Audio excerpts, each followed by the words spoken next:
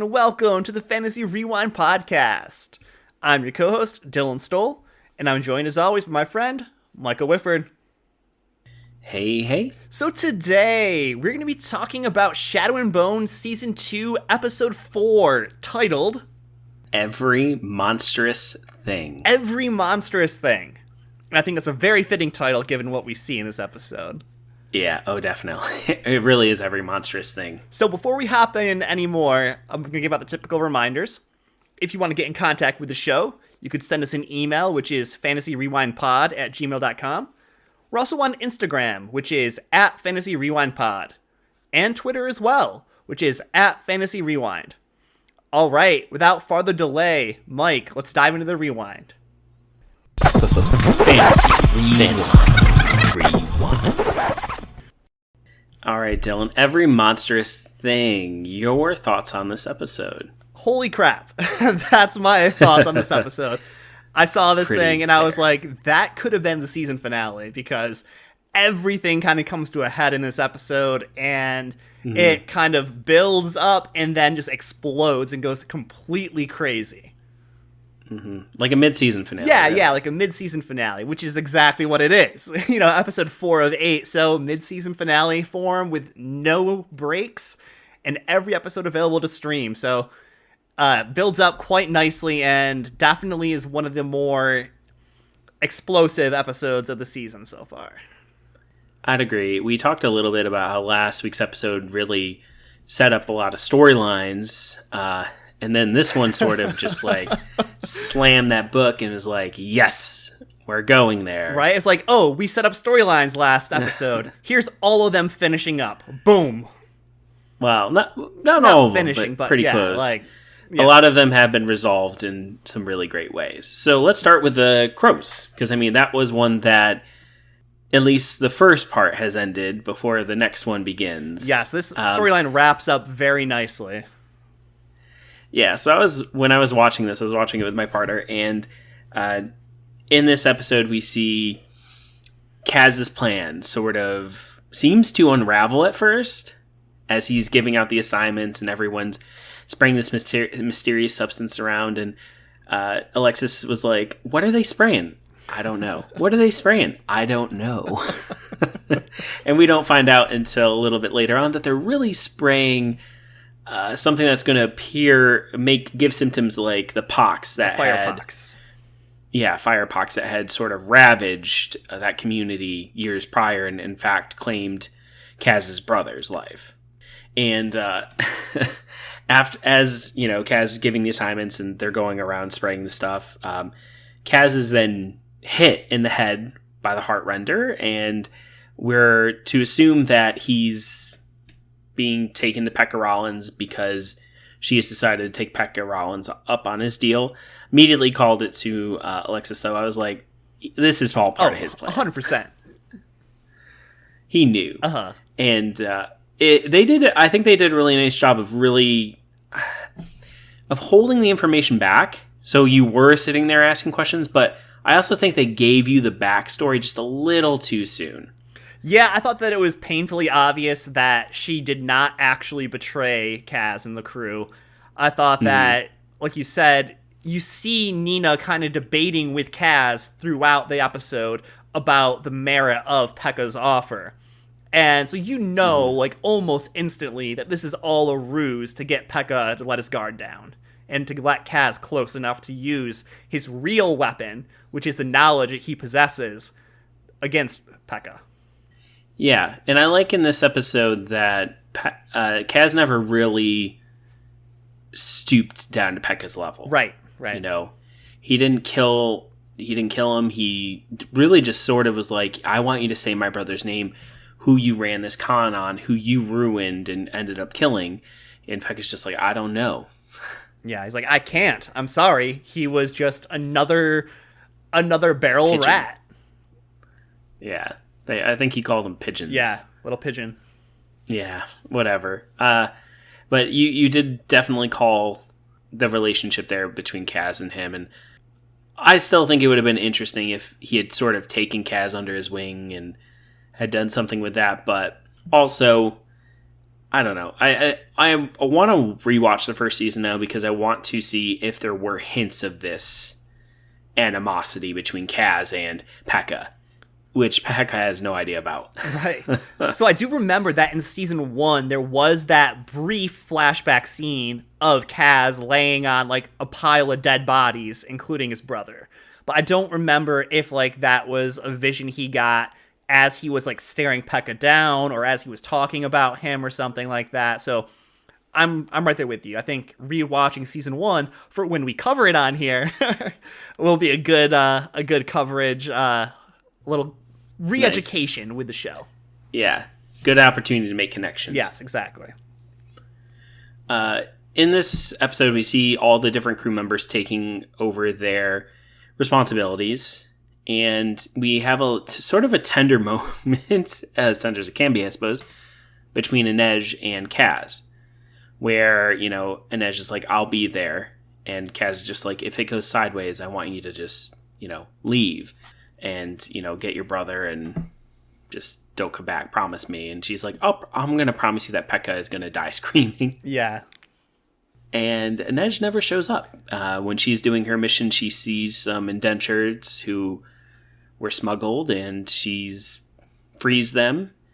What were your thoughts on Kaz's response to her? Because she shows up after everything's gone down, after Pekka got arrested, and he had signed basically that he had killed those people, and freed Inej. What were your thoughts on Kaz's response to Inej not being there? So I thought that it was completely overblown, and I think that it was done so with a purpose. That I think that Kaz was being a little dramatic and trying to scare her away, trying to get her out of this life, trying to give her her best possible future. I don't think it's just that either. I think too, he just witnessed how having a loved one can take someone down. Yeah, how it took Pekka and put him to his knees in front of him, and him realizing that Inej is that person for him. And so he's like, I can't have you around, and he's using this as a reason to do that. Do I think Inej is going to fall for it? Nope. You know she's going to. She's way too smart for that. Yeah. And, I mean, that's going to lead into their next adventure when we have them going after the sword. This fabled sword. So before we get into that, I want to talk about how Kaz played Pekka really quick with Albie. Go for it. Yeah. And I just want to put out there that as heartless as Kaz tries to appear, he definitely does have a heart. And there was no way definitely. He was actually going to bury this kid alive. But he was able to bluff Pekka silly so that he believed him, and then granted him the mercy of seeing that his son was safe before he was dragged off to whatever prison he's heading to. But you're 100% absolutely. Right there, Mike, because he saw what just mentioning the name of your loved one can do to you, how it puts you at the complete mercy of someone else. And if Kaz is going to try to step up as the next boss of Ketterdam, he did not want his weakness, which is Inej, to be available to anybody. He chose to exercise that weakness himself and forego any feelings he has for her. But like you just said, I'm right there with you. Inej is not going to be so easily dissuaded. She is her own person, and she will not fall for Kaz's BS. No. And one last little thing, too, is we finally get Wylan and Jesper. Yes, we finally get Wylan and Jesper and them admitting their feelings basically in their own ways to each other, and that's kind of sweet. My Alexis was not a fan. She thinks Wylan looks too young. I was gonna say it was incredibly awkward, I thought, because of how like shy and innocent Wylan plays it. And I know. Yes. But I mean, he's not like, he honestly isn't that young. It's just if he had like a little bit of facial scruff, I think we'd all be like, oh yeah, he's older. But then again, I can't really imagine him with facial scruff. No, either. He looks like it looks like Jesper's Robin the Cradle. It really does. Okay. Anyway, so their next thing going forward though is they are going to be helping out the sun summoner, Alina Starkov, to find this mythical sword that apparently cuts through shadow. I mean, It'll honestly, be interesting to see what that is. What are your thoughts on this sword even existing? First of all, well, it's going to exist. Oh, yeah, it's going to. Something is. Maybe it's a warrior or some kind of fighting technique they're going to learn. I don't know. I think it'll have some significance to Inej when she inevitably pops up in there. So I'm interested to see kind of how this overlaps. And we've seen that, they were, Alina and Mel were saying, Mel was saying was that, if all these other fables are real, then this is probably real too. No, so what I was more so getting at is, what are your thoughts about there being this mythical light sword that is going to be able to cut through shadow monsters when the Sun Summoner's light cannot even do that? I don't know. I have no idea. Because this is kind of going in a different direction. Mm-hmm. We've seen amplifiers. We've seen Grisha. But there should be items in this world that combat. Right, that non-Grisha can use. Yeah. To be effective against a war with a shadow wielder like the Darkling. Yeah, because he can't just go unopposed. You know what I mean? There has to be some kind of counter power there, and for however many years. So what I'm curious about is if either the Darkling or his mother was the reason that this weapon was created. Because you got to realize that Baghra is immortal as well. So, the fact that she's been around for who knows how long, and it seems like she had a villainous side and then turned away from it, whereas the Darkling is fully embracing that villain side. So I'm wondering if this, lightning sword was created to, combat her, or combat the Darkling. Or her dad. Yeah, or her ancestors. Or his dad. Sorry, his dad. We've never heard about his father. Very true. So I would be very interested to see, and they make a point not to mention him, even briefly. I like this theory a lot. So I'm interested to see kind of where that goes too. Now, let's actually jump over to Baghra and sort of the Darkling's storyline, because I think we didn't get any of the Fjordan. That's going to be wrapping up probably in the next episode or two. I also do have some information to share about that. I'm just going to insert it right here really quick. So I made a mistake when we were covering this series earlier on, and here when I said that the Fjordan and the Heartrender were a separate book. Apparently, they're not. Apparently, that's an entirely different sequel duology. The Fjordan and the Heartrender are actually a part of the Crow's duology, which I was informed by my wife's friend who has read the entire Grishaverse so far. And she was careful not to spoil anything, but did correct me in that. So I wanted to make sure I passed that on. Good. That's good to know. Glad we have that information. But anywho, let's get over to the Darkling there. And in this episode, we see one of the alchemists, Grisha alchemists, the one who's been helping out the Darkling, taking the bleached and dried bones of Baghra and turning him into a powder, injecting it into his hand, and feeling that power, and saying, basically talking to, because she's like, "That's an abomination what you're doing," and he's like, "Everyone would want a piece of your power." And I think that's kind of an interesting little, maybe foreshadowing in some sense. I don't know, but an entirely amplified army. Line. Using Baghra's bones? Yeah. So it's definitely something that could bring a different element to this. Still want an explanation on how her bones can be used to amplify when she wasn't killed. So here's what I settled on. Okay. So the Darkling himself isn't just immortal, he is a living amplifier. Oh, that's right. They did say that in the first season. So I'm wondering if his mom is the same way, and her bone is a natural amplifier and can be used independently of her death. Interesting. Also, too, just throwing this out here, I wonder if the Darklings live so many centuries, how hasn't he not produced offspring? Those middle-aged contraceptives? I don't know.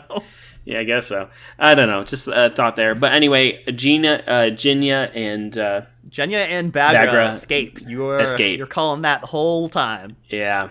They're going to be a separate plot line now, probably trying to get to Alina. So that'll be interesting.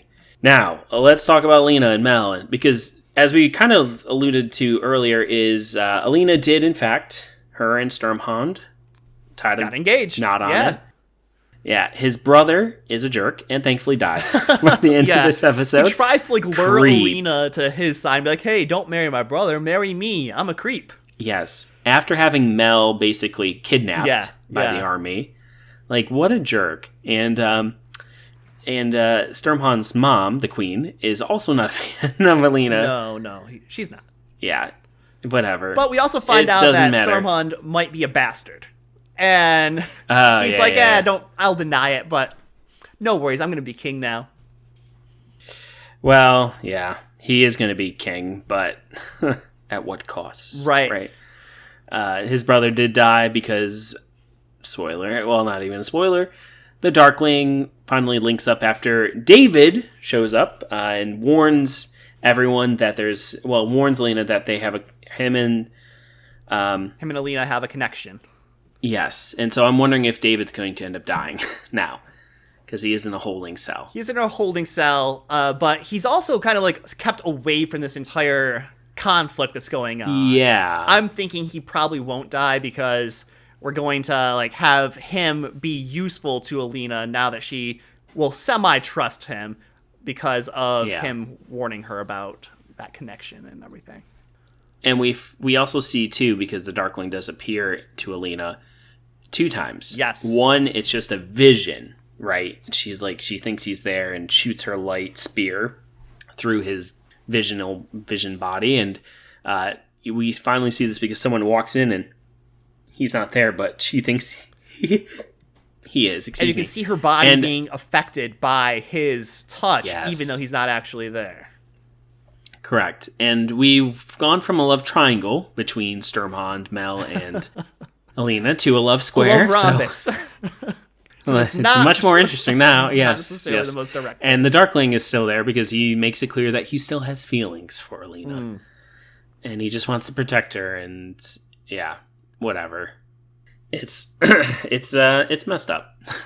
Very messed up. But anyway, as I was saying before, David sort of comes and warns that, he's going to, he's super powerful. He has these, they're called nothing, is how it was translated. Yeah.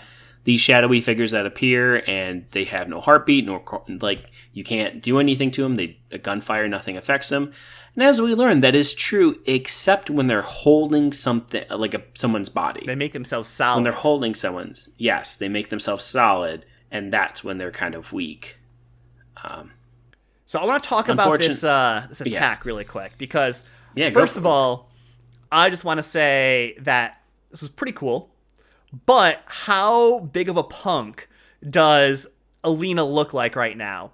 Because she couldn't protect herself. She couldn't protect the other Grisha. She couldn't protect the Lansoffs. She couldn't protect anybody there at her engagement party to Stormhond. And she decides to run away instead of staying and fighting and doing anything of value here. And apparently this second amplifier didn't actually make her more strong. It just made her chaotic and less predictable and not able to really control her powers in a meaningful way, because she's been useless since she's added that amplifier on. Oh, agreed. And it kind of makes sense. The stag was very, when we think about these different creatures' characteristics, it matches with how kind of it's impacted her. The stag was steadfast and it immediately clicked with her and very calm, and so she was able to really use that power. The sea whip, just like its name sort of makes you visualize, was chaotic, and so that's kind of having the effect. And so that's why I'm really interested with the Firebird, because I think it will be one that clicks with her and sort of rebirths her in a sense. And it wouldn't surprise me, too, if her adding that adds back maybe a piece of the stag to her as well. So I do want to throw out something that she did say here. She said that she feels more powerful now, but she does feel the lack of the third amplifier. And so what I'm wondering is if exactly what you said, if once she gets the third amplifier, it will kind of mellow her out and make everything that much more complete, where she will be more powerful, but she'll also gain some of that control back that she lost by adding on the C-Whip amplifier. Yeah, it'll definitely be interesting to see how that sort of plays out. We do have a final we finally get a confrontation between Alina and the Darkling at the very end, and she is able to hit him, and I thought that was interesting. Was it because his little shadow thing was just starting to become visible because he was reaching for her? Not quite sure, but there was definitely impact there. Yes, and then the shadow monster decided to go like, rah, rah, rah, I'm coming to get you. Rogue. Yeah. Well, yeah, because I think when she did that to the shadow monster, it hurt him. Impacted him, yes. Yeah. Which was really interesting. She also made a comment, which I thought was kind of stupid, to Mel before he got kidnapped. And that she was like, he's got these shadow monsters. I need light monsters. I know. I was like, oh my God, are you kidding me right now? Yeah. Well, and also, too, when she's training with some of the other Grisha, she's like, I need to learn the cut. And they're like, that's his way of doing things. That's not going to be your own way. That doesn't need to be yours. Yeah. And so then she makes like a light spear, basically, which ends up cutting, which sort of showing that she is not that much different from him. Exactly. I think that's the point of it all, is to try to make it so that she is starting to lean more towards the Darkling side and being this weapon that is there to protect Grisha and not to be used by others. So I just think that she's becoming more and more dark, more and more unpredictable. And you see, like, her decision making isn't the greatest right now. Like, she decides at her engagement party to go make out with Mal in the corner where everyone can see, basically.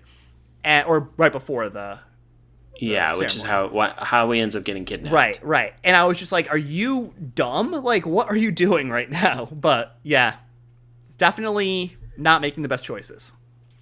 No, not at all. I'm interested to see next episode. We know that the one crew's going after the sword, so she is going to be definitely going after the Firebird. Is she going to realize Mal is kidnapped or not? I don't know. It'll be interesting to see how that kind of falls out. I'm already going to predict it now that she's going to blame Sturmhond for taking Mal.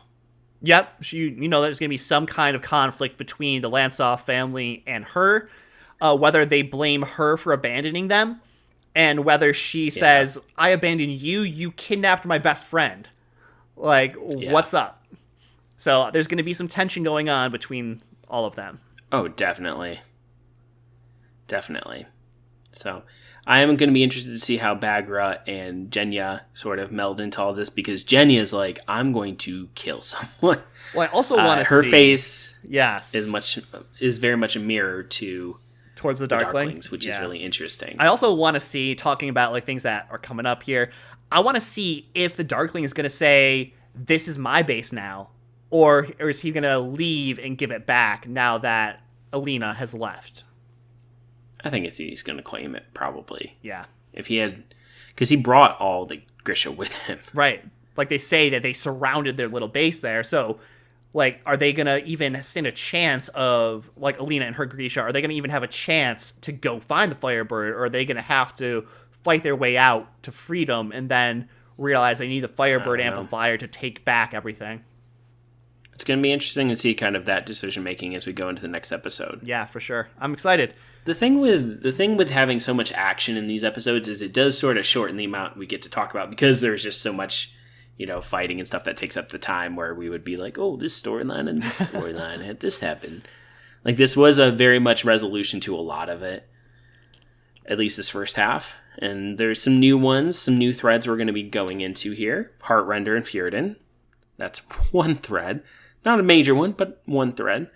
Inej and the crew and them going after the sword. Another one. We are going to be definitely going into Shu territory as well. Shuhan? Oh, yeah, 100%. Shuhan. And I'm pretty sure that we're going to have both the group going after the sword and the Firebird group meet. I think that's inevitable. So I am going to change my prediction that the Firebird's going to be in Fjorda if the sword is definitely in Shu-Han. That way there's something from everywhere involved. But we'll see. Who knows, maybe... I still don't hate thought last time where the wolf, they secret might find wolf one? That'd be cool. A wolf one, yeah. That would be pretty interesting. Who knows, maybe the Fjorden will, after they get him out of prison, turn around and help Alina find the other one. I don't know. We'll see. If we've learned anything about these relationships, I rolled my eyes forever. I can't see. Poor Dylan's just like, it wasn't a dumb idea. It wasn't a dumb theory. Your theory wasn't dumb. I'm just rolling my eyes because every time we're like, oh yeah, they're finally together. It's like, nope. There's going to be kidding. some drama. Yeah. Some drama. Like, now he's going to be like, I cannot be with you because of my God. He's going to be like, but I freed you. Leave now, or else I'll kill you. I'll eat you as a wolf in sacrifice. Blah, blah, blah. Whatever. All right, well, we're going to get out of here, though, and I'll just end it on saying that we're excited to see what this back half of Shadow and Bone Season 2 brings. But let us know your thoughts on the first half of the season. Are you enjoying it? Are you wanting more action? Do you think it's too rushed? Just let us know what you think. All right, but with all of that being said, this is going to be two nerds signing off. See ya. Bagra's the best. Bye.